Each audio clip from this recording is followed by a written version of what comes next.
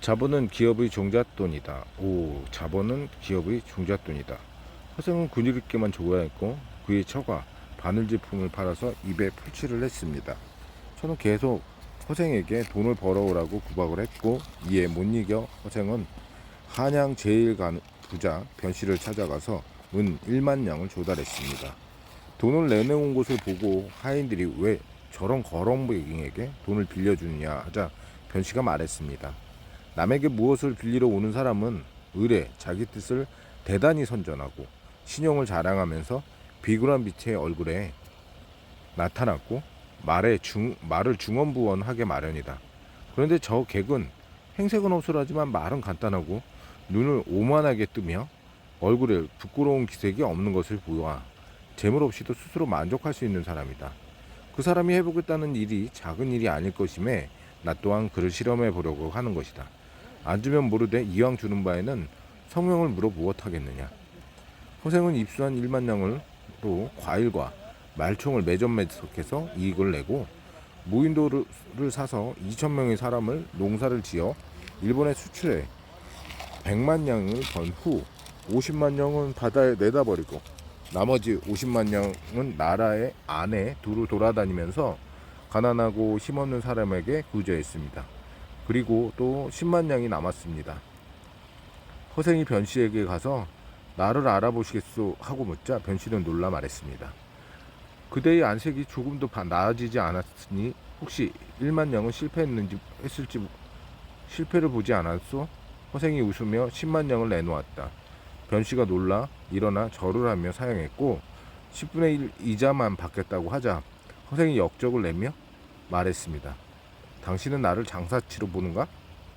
연한 박지열의 소설 허생원입니다. 허생이 변씨에게 조달한 것은 1만 양, 돈 1만 양은 부채일까 자본일까? 내용을 보면 변씨는 10분의 1의 이자를 받는 부채라고 생각했고 허생은 수익금을 주주에게 돌려주는 자본이라고 생각했다고 볼 수 있습니다. 오늘날 시각으로 본다면 변씨는 허생에게 투자할 때 담보나 신용을 보고 투자하지 않았고 허생이라는 인물과 앞으로 진행될 프로젝트만 보고 투자를 했으니 일명 PF라고 부르는 프로젝트 파이낸싱이라고 이루어진 셈입니다. 납입자금과 이익잉여금. 허생은 독점 시장을 형성해서 이익을 창출하고 추가 자산 투자를 통해 생산을 확대해 일본 등 수출함으로써 이익을 늘려나갔습니다. 50만 양을 바다에 버린 이유는 나라의 현금이 넘쳐나게 되면 물가가 상승해 인플레이션이 일어날까 걱정했기 때문입니다. 나머지 돈 중 40만 양은 워런 버핏이나 빌 게이츠처럼 자선활동을 통해 사회 환원을 했습니다. 그리고 나머지 10만 양은 주주인 변씨에게 배당하면서 자녀이익 처분을 해주고 회사를 청산한 후 다시 글을 읽는 생활로 돌아간 것입니다. 아무리 능력이 있는 허생이라도 사업을 하려면 우선 투자 자금이 필요합니다. 기본적으로 투자자로부터 자금을 받는다. 주주인 변씨 입장에서는 이것을 출자한다고 하고 투자받은 허생의 입장에서는 납입자금이라는 용어라고 부를 수 있습니다. 허생이 사업을 통해서 벌어들인 이익은 계속 쌓여갔는데 이는 이익잉여금이라고 한다.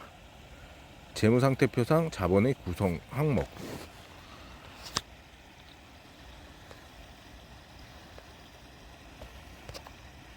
납입자본, 기타 자본 구성, 이익잉여금, 자본, 부채, 자본금, 주발주, 주식발행, 초과금, 기타 자본, 자본 조정, 재평가 이익잉여금, 기타 포괄, 누계 이익잉여금, 이익준비금, 기타 법정 적립금, 임의적립금, 미처분 잉여금.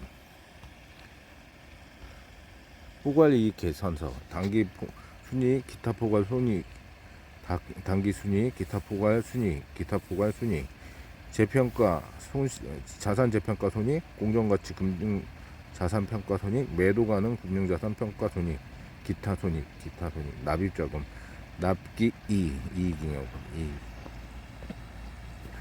납입자 부분은 쉽게 말해 씨앗이고 이 씨앗으로 키워낸 곡물이 이익잉여금이라고 보면 됩니다.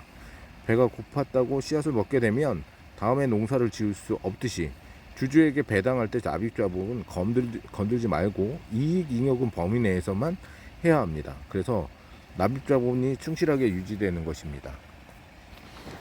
자본금은 씨앗이다. 배고프다고 씨앗을 먹어버리면 다음에 농사를 지을 수 없게 됩니다. 납입자금은 다시 자본금과 주식 발행 초과금으로 나뉘어집니다. 주식을 발행한 가액 중 액면가액 부분을 자본금으로, 액면가액을 초과하여 주주들이 납입한 금액을 주식 발행 초과금으로 구분합니다. 주식 발행 초과금은 주주와의 거래로 인한 이익금이라고 해서 자본잉여금이라고도 합니다. 예를 들어 인기그룹 BTS의 소속사로 유명한 빅히트 엔터테인먼트가의 경우를 봅시다. 2020년 10월 빅히트 엔터테인먼트의 주식의 액면 가액은 500원이었습니다. 이때 투자자들에게 주당 13만 5천 원에 713만 주를 투자하게 함으로써 유상증자를 실시하였고 약 1175대 1의 높은 경쟁률로 주식 신청이 이루어졌습니다. 이 경우 주당 액면 가액은 500원은 자본금이고 액면 가액을 초과한 발행 가액 13만 4,500원, 약 13만 4,500원, 13만 5천 원 빼기 500원은 주식 발행 초과금으로 기록되는 것입니다. 빅히트 엔터테인먼트 소속 그룹 방탄소년단 BTS MTV 어워드 참석 모습. 하지만 모든 회사가 이익잉여금을 가지는 것은 아닙니다. 다음 사례를 살펴봅시다. 국내 특정 지역의 전기와 열을 공급하는 땡땡 에너지의 경우 2011년 말 자본 총액은 마이너스 1134억 원이다. 에너지 사용량을 과다 추정해서 실제보다 과도한 규모의 에너지 시설을 건립하는 바람에 지난 수년간 적자가 계속되었고 이익잉여금이 아닌 결손금으로 1162억 원이 누적되었다. 납입자금은 528억 원이므로 완전 자본장식 상태인 것이다. 땡땡 에너지는 언제쯤 물 밖으로 나올 수 있을까 궁금하다. 한편 회사가 보유하고 있는 주식이나 토지 등 유령자산의 시가상승을 반영한 평가이익은 포괄적으로 포함해서 손익이지만 아직 미실현 상태이기 때문에 이익잉여금으로 구성할 수는 없다. 미실현 이익이 생겼다고 해서 회사에 현금으로 들어오는 것은 아니고 나중에 시가가 떨어질 가능성도 있으므로 섣불리 주주에게 배당할 수는 없는 노릇이기 때문이다. 따라서 기타 자본 구성 항목인 기타 포괄 손익 누계액에 기록한다. 이익잉여금은 어떻게 처분하나? 직장인이라면 누구나 좋아하는 단어가 바로 보너스일 것이다. 기업들은 다양한 동기부여와 성과 보상을 위해 보너스를 지급한다. 보너스의 지급 기준은 회사마다 다르지만 삼성그룹을 비롯한 국내 일부 기업들은 보너스의 항목 중 PS, 프로피트 쉐어링이라는 것이다. 직원과 이익을 나눈다는 의미로 초과 이익 분담금의 성격을 가지고 있는데 목표 이익을 초과 달성할 경우 그 이익을 보상으로 지급하는 성과급이다. 그런데 제도 자체도 좋지만 주주 입장에서 보면 PS란 단어를 들으면 기분이 나쁠 수도 있다. 왜냐하면 이익은 주주 몫이기 때문에 이익을 나누는 것 자체가 회계 기준이나 상법 규정에 어긋나기 때문이다. 그래서일까 PS라는 이름은 초과 이익 분담금이라는 개념은 같지만 영문 표현은 공식적으로 OPI, 오버월 퍼포먼스 인센티브로 변경되었다. 명칭이 어쨌든 간에 임직원에게 지급되는 대가는 급여라는 비용으로 속한다. 채권자에게 지불되는 이자는 이자 비용, 정부에게 지출되는 법인세 비용으로 기록한다. 이른바 기업의 주인인 주주들이 출자한 자본에 대한 대가, 즉 배당금은 어떻게 회계 처리할까? 결론적으로 말하면 손익계산서의 비용 항목을 아무리 들여다봤자 배당금을 찾을 수 없을 것이다. 배당 내역 등 이익잉여금 처분 내역은 이익잉여 처분 계산서에 나오는데 처분일을 보면 12월 말이 아니라 주주총회가 열리는 3월의 어느 날이 되었음을 알 수 있다. 즉 1년의 회계 계산이 다 끝난 후에 배당 결정과 지급이 이루어지는 것이다. 이익잉여금 처분 내역을 기록한 이익잉여금 처분 계산서. 배당금은 기업의 이익을 주주들에게 돌려주는 것이므로 이익잉여금의 처분으로서 본다. 비용이 아니라 주주가 자기 몫을 가져가는 것이다. 따라서 손익계산서의 비용 항목에는 결코 배당금을 찾을 수는 없다. 왜 돈을 들여서 자기 회사 주식을 사들일까? 2021년 3월 28일 현대백화점이 총 194억 7천만 원을 들여 자사주 23만 4천 주를 매입했다고 공시했습니다. 현대백화점 자사주식 취득 결과 보고서에 따르면 이 회사는 지난 2월 5일부터 20회에 걸쳐 주식 23만 4천 주를 매입했습니다. 한 주당 평균 구입 가격은 83,213원이었습니다. 이에 따라 현대백화점의 자기 주식은 총 154만 7,255주로 전체 지분의 6.6%를 차지하게 되었습니다. 앞서 현대백화점은 지난달 4일 23만 4천 주를 매입하겠다고 밝힌 바 있습니다. 이후 최근 주가 상승의 영향으로 취득한 가액의 예상치를 보다 높아졌습니다. 현대백화점 관계자는 자사주 취득에 대해 주가 안정을 통한 주주가치 제고를 위한 매입이라고 설명했습니다. 이 뉴스처럼 자가주식 취득 또는 자가주식 소각은 거의 매일 경제신문 한 편을 차지하고 있습니다. 여기서 말하는 자가주식이란 회사가 자기 주식을 발행한 주식을 취득해 보유하고 있는 주식입니다.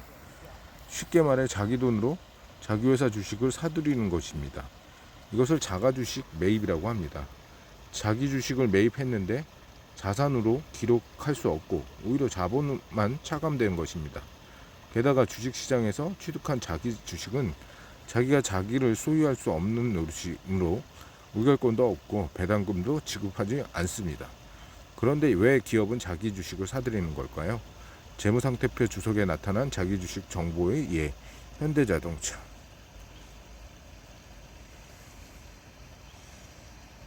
증시에 상장되어 있는 기업은 주가가 떨어지면 기업 평판도 나빠지면서 자국 마련에 어려움을 겪게 됩니다. 그래서 기업들은 항상 주가를 적정 수준으로 관리하고 싶어 합니다. 그래서 주가가 너무 떨어졌다 싶을 때는 주가를 떠받치기 위해 회사 돈을 투입해 자기 회사 주식을 대거로 사들이는 것입니다. 원칙적으로 상법에서는 자기 주식 매입을 금지하고 있습니다. 주주들은 투자해서 발행한 주식을 되사들이는 것은 자본 충실의 원칙에 훼손할 수도 있고 주식을 샀다가 팔았다가 하는 과정에서 주가를 왜곡시킬 위험이 있기 때문입니다. 그러나 특별법인 자본시장과 금융투자업에 관한 법률에서는 주가 안정이나 경영권 방어의 목적으로 자기 주식을 매입하는 것을 가능하도록 하고 있습니다. 특별법은 우선법보다 우선하기 때문에 자본시장에 적용받는 상장기업들은 주식을 사들여 증시에 유통하는 물량을 줄임으로써 주가를 안정시키거나 상대방의 경영권 장악 시도를 맞서 추가로 주식을 사들여 경영권을 방어할 수 있다는 얘기입니다. 특히 대주주의 지분이 낮은 우리나라의 대기업의 경우에는 경영권 안정을 위한 자기 주식 매입이 많이 활용되고 있습니다. 다만 자기 주식 매입 또는 처분에 대해서 그 내용을 일일이 공시하도록 하고 있습니다. 또한 자본시장법상 주가 안정을 목적으로 취득한 자기 주식은 매입 후 6개월 동안 다시 매각할 수는 없습니다. 주식을 소각하면 오히려 주식의 가치가 올라갈 수 있습니다. 따라서 자기 주식을 매입해서 주가를 끌어올리겠다는 확실한 신호를 시장에 주려면 기업이 자기 주식을 사들이는 게 그치지 않고 그 주식을 소각, 쉐어 캔슬레이션이라고 해서 소각이란 사들인 주식을 없애버리는 것입니다. 자기 주식을 소각하면 유통되는 주식 수가 확실히 줄어들기 때문에 회사의 가치를 발행 주식 수로 나눈 주가는 오르게 되는 것입니다. 똑같은 크기의 빵을 10조각으로 나누는 것보다 5조각으로 나누면 한 조각의 크기가 더 커지는 것과 같습니다. 우리나라 기업들이 현금 보유액이 급증하면서 삼성전자 등 우량 기업을 중심으로 주식가치 제고를 위해 소각 목적으로 자기 주식 매입이 급증하였고 이를 소각하는 과정도 있었습니다. 또 경영권 안정화를 위해서 취득한 자기 주식을 우호 세력에 매각하는 방식도 활용됐습니다. 2003년 SK가 외국 자본인 소보린 증권과 경영권을 놓고 틈을 벌였을 때 신한은행, 하나은행, 산업은행 등의 채권 은행들이 SK의 자사 주식을 사들여 경영권을 방어한 전례가 있습니다. 또한 2015년 삼성이 미국계 엘리엇 펀드의 삼성물산, 제일모직의 합병 반대 공세에 맞서 KCC를 백기사로 끌어들인 사례가 있습니다.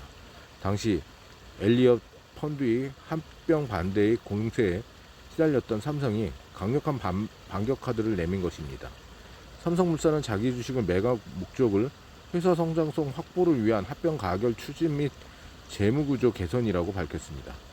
자기 주식을 의결권이 부여되지 않지만 백기사에게 매각되면 의결권이 살아난다. 당시 거래로 삼성물산은 우호지분 기존의 13.99%에다가 KCC에 처분한 자사주 5.76%를 더해 도합 19.95%를 늘었고 결국 방어에 성공했습니다. 도전 실무에게 재무상태표의 주인을 찾아라. 런던 베이커가 허드슨 부인의 집에 새들어 살고 있는 탐정 셜록 홈즈는 어느 날 셜록은 한 백화점 사장으로부터 회사 횡령 범인을 밝혀달라는 의뢰를 받았습니다. 그는 룸메이트인 왓슨에게 백화점 재무상태표를 출력해달라고 부탁했습니다. 왓슨은 출력하는 김에 평소 자신이 관심이 있던 자동차 회사와 은행 그리고 셜록 홈즈의 탐정 재무상태표도 같이 출력해 두었습니다. 그런데 셜록의 숙적 모리아티가 그를 방해하기 위해 재무상태표의 회사 이름을 모조리 지어냈고 서류를 뒤섞여 놓은 채 사라졌습니다. 이제 셜록은 어느 회사의 재무제표인지 맞추지 않으면 안 됩니다. 그의 추리를 도와보죠.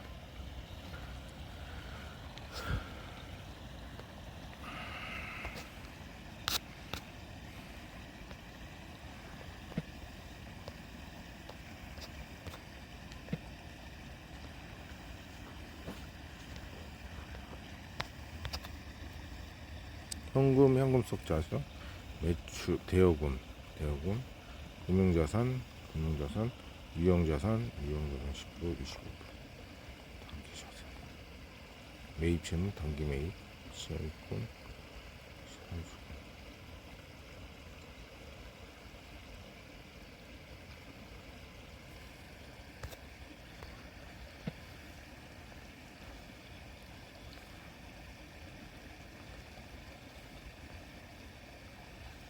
과제 1.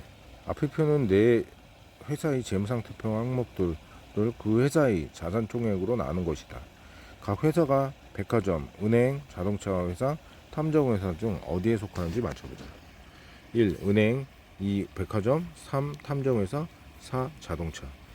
기업은 대여금의 비중이 상대적으로 높고 상품, 제품, 원재료 등의 재고 비율이 거의 없다. 또 유형자산의 비중이 크지 않는다는 것이 생산설비가 많지 않는다는 것을 뜻합니다. 정리하면 기업이나 개인들에게 빌려주는 대여금이 높고 상품 생산하거나 판매되지 않은 기업, 즉 은행임을 알 수 있습니다. 참고로 고객이 예금한 그 돈은 은행 입장에서 보면 돈을 빌린 것으로 볼 수 있기 때문에 차입금으로 기록됩니다. 그 중에 단기 차입금의 비중이 상당히 높은데 일반적으로 기업이라면 안 좋게 여길 수 있지만 은행은 수시 입출금 때문에 단기 차임이 높을 수밖에 없습니다. 이 기업은 제품과 원재료의 비중이 낮은데 상품의 비중이 높다.